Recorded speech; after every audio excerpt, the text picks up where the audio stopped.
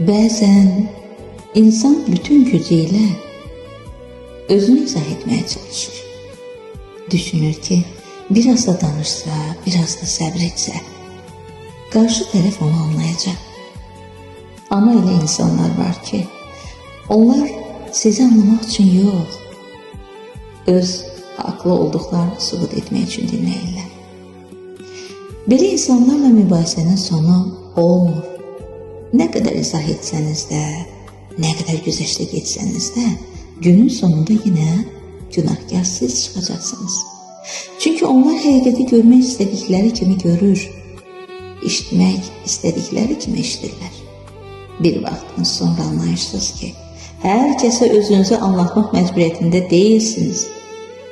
Hər yanlış anlaşmanı düzəltmək, hər ittihama cavab vermək sizin vəzifəniz deyil.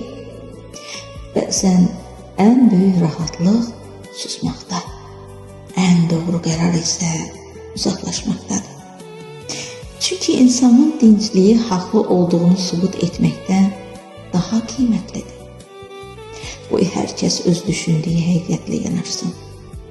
Sizi isə, enerjinizi sizi anlayan, dəyər verən insanlara saxlayın. Sizə dəyər verən insanlara saxlayın.